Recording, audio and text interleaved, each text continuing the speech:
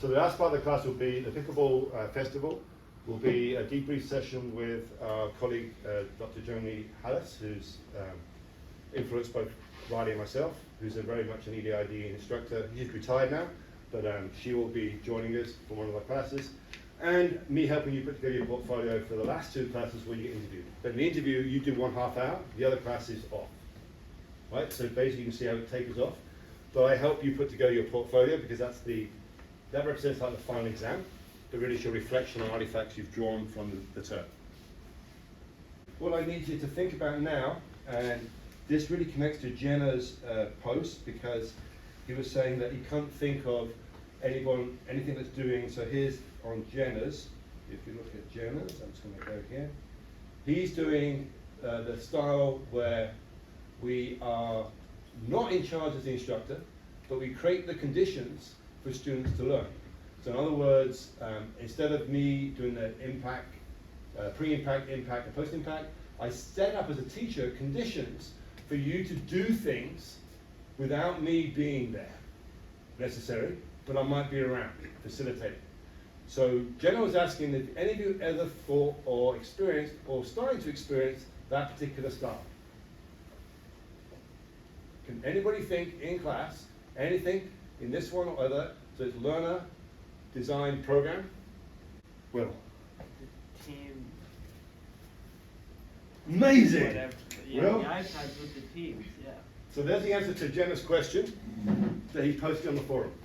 So make sure he gets to hear that, because then he will respond to that himself. Thank you, Will. Right? So the part of that and that style that Jenna's describing is you create resources and conditions. And what happens in that style, when I've used it in the past, sometimes it happens in my lesson, but often it happens outside. Right? It becomes extended beyond the contact time that has been directed by the administrative system. Right? Because you're driving your own learning. Right? Even like Ryan just telling me now, where's Ryan going? He's gone back and redid his reflection on the class, because I said, it's a bit like a student here, you just did a very minimal record, and really it's not helping you and Megan. He went back and he did it as a teacher. He just transformed himself from student to teacher. He made a career choice there, it was really good.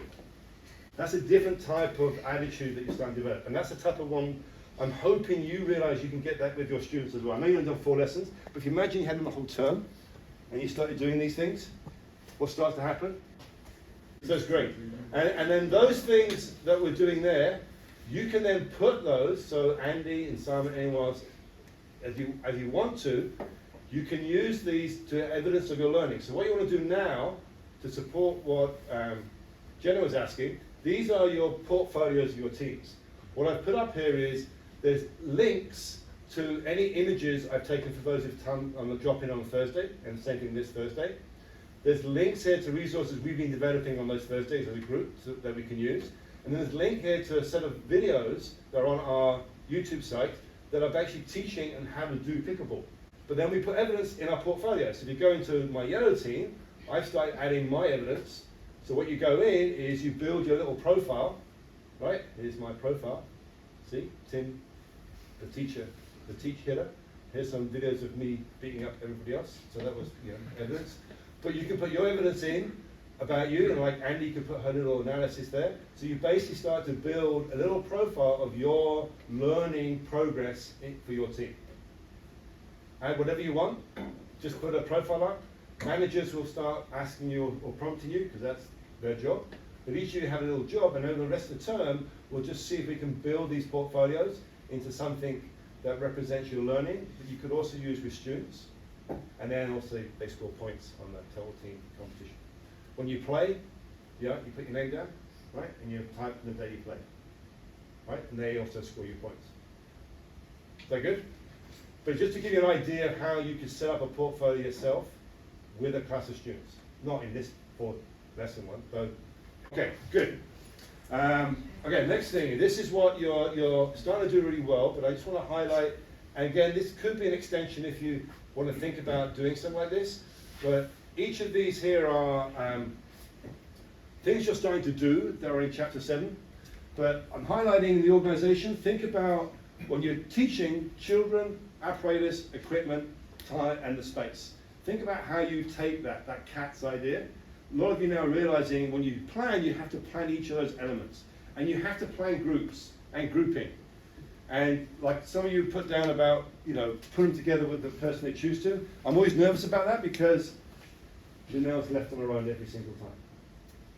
Right? And so when you have a class, you are responsible for that not happening. Right? So if you want them to pair up, and you know there's always 2 or 3, you've got to make sure they've already got a partner before the rest find someone. Or you are driving the partnership process. Because that is a devastating experience for a kid who's struggling socially already. And you can't be doing that. That's harm.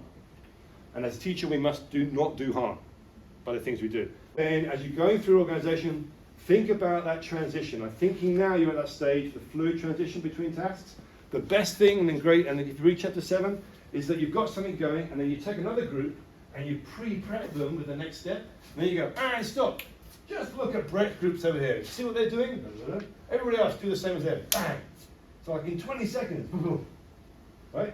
Because you basically prep the other group ahead of time. So the transition is smooth, right? Use those sort of efficiency things that you're starting to get good at because you're planning good tasks. Make sense? Wording a task, way better now. Task progression I look at, they're actually written out with the kids in mind. Not just trying to tell yourself, but how I'd word it for kids to understand it. How I'd ask that question in such a way that kids could think about multiple answers, not just yes or no. I have to write those down. Because I'm imagining better answers. I'm starting to go down this cognitive route in my convergent. I'm giving them a question, well, go and play with that, see what you figure out. Figure out what's the answer. Then report it back. Right? Once you do that, there's a whole sorts of process happening. It's not just me waiting for Megan to give the answer. So as you go through this list, instructional practices, clear, present information in a way that's ideal, and a lot you reflect on. Sometimes show the non-example. Is this correct? Well, no. Why not? Oh, good. Now you understand why. Right? If you just show the right thing, they're not always telling you what the difference is. Right? Do the thing they often do wrong. What's wrong with this? Okay. Teacher presence, eye contact, body language. So much better. I mean, some of you already had it, right? And actually, you were so good at it, you could get a bad lesson working because you had that. But now you're getting a better lesson, right? With body presence, then the two things work together. All of you, when I've gone and watched, are looking so much more confident in the role, and you are circulating. You are walking around. You're not stuck in the YouTube sort of in one area, right? And so you're doing your teaching from multiple areas in the gym. Brilliant, right? And you're even starting to say, Ryan, excellent impact point, and talking to Maddie, right? So being able to use voices, reinforcing a cue, and then go and give one feedback over here. That is my best teaching. I love when I can do that. I know the kid's well enough, and I can actually direct him whilst helping her, right? And keep my eyes on the students the whole time as I'm doing it, not necessarily to control, but to make sure I'm seeing moments. And one of my teacher friends the weekend said it's when his associative brain is on. In other words, I just pick up something in the corner of my eye, and it connects to what we're doing, and I use it. My associative brain can pick up on what I'm trying to do, and I can draw it from the class. I thought it was a great term, right? Because in the head he's got his lesson plan, but what he's trying to do is associate that to what the students are doing, and then he picks up on it, and his lesson plan grows from that. So when I've got that going, I can teach anything, right? I'm in touch with the class. Management. What's the key thing you've got to do? Joe's got to read about this. Make sure he does it tomorrow. Brent, what's the key thing he's got to do? Number 1 in management. You set a task. What's the first thing? The first thing you're going to do? Scanning. Yes!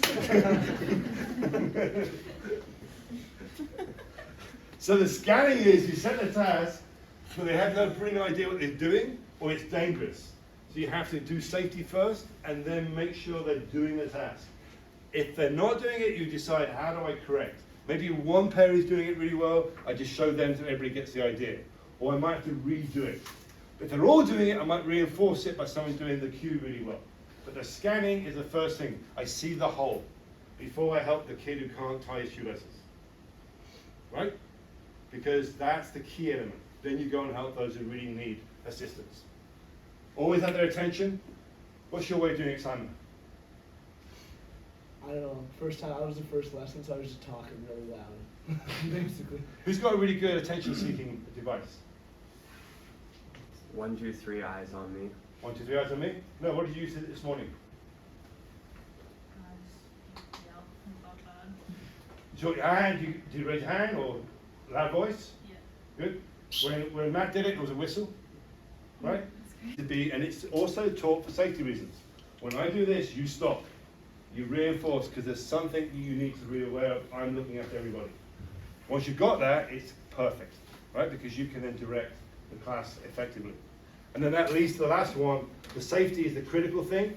And when you're planning now, use of equipment, how to get it away, put it back in, how to spread it out, how to disseminate it, how to use the space effectively, and really getting them aware of what they are doing. So if the ball goes across the court, what shouldn't they do, Megan? They shouldn't be running across someone else's court. They need to go around the outside or get someone else to give it back to them.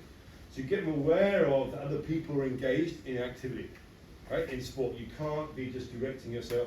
Be aware of that space. Good? So these are the things I think you'll naturally start to pick up on.